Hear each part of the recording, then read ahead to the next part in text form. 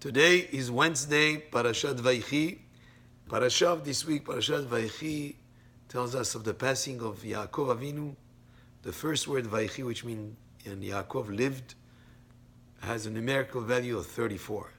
Our sages explain 34 is equal to twice 17 years that were the happiest times for Yaakov Avinu. The 17 years between the time that Yosef Tzaddik was born until he was 17, when he left Yaakov and was sold by his brothers, and the 17 years that Yaakov lived together with in Egypt, when his son was the viceroy, was the second in command of Egypt.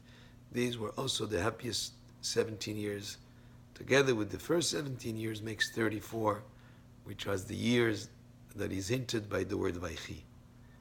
So Yaakov in this parasha, the beginning of this parasha, he tells Yosef that his days are numbered, he's about to pass, and he asks Yosef and he tells him, Ve'asita imadi chesed ve'emet, you'll do with me a kindness and truth. And what is the kindness of truth that you'll do with me? He asks his son, Al na tikbereni b'Mitzrayim, to not burying him in the land of Egypt.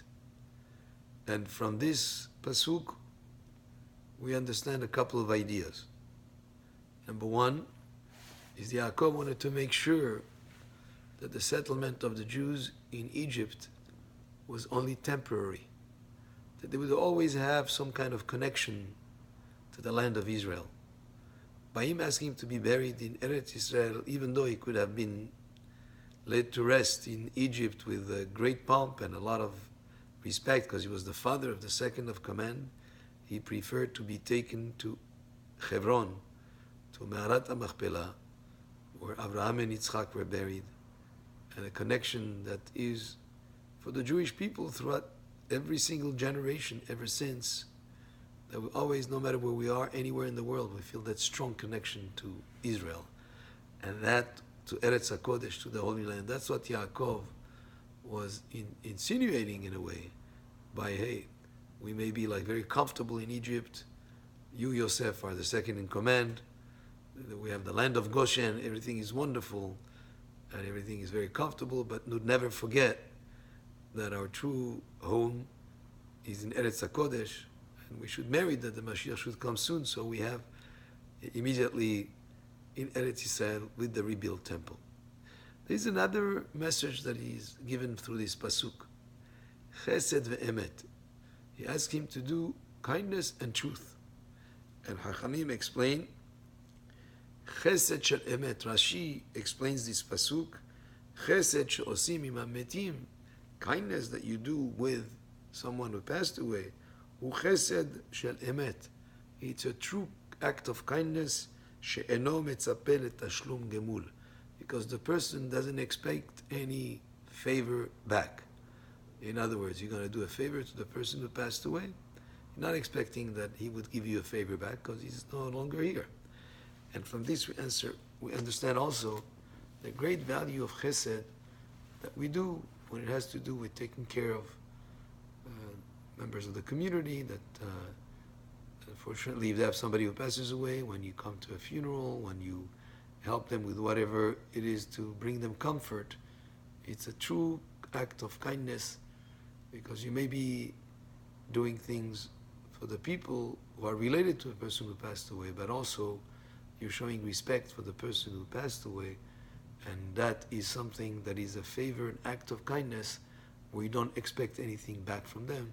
So as Rashi says, it's chesed shel emet. It's a kindness of truth. And finally, just to remind you that tomorrow, Thursday, is the 10th of Tevet. It's a fast. It's an important fast in the sense that even if it happens on Shabbat, we do fast on Shabbat, because on that day started the siege around Yerushalayim, and that day was a day of deliberation whether the enemy would be allowed to lay a siege or not, and that the deliberation in Shamayim, in heavens, is something that happens every year on the 10th of Tevet, whether we are worthy for Mashiach to come or whether the exile continues. So it's an important fast in terms of fasting. It's a fast that is a rabbinic fast, but it's a short fast in a way because it starts at 5:38 in the morning here in Los Angeles and finishes at 5:25 in the evening. If for some reason, for health reasons, a person is not able to fast, then he would not be doing a mitzvah if he fasts. And for him, he will be restricted from fasting. But a person who is able to, is a fast that should be done, but you do have the possibility of having breakfast early before 5:38, as long as you have that in mind before you go to sleep on Wednesday evening. This was the Dvar Torah for today, for Wednesday, Parashat Vayehi. Baruch Adonai le'olam, Amen ve'amen.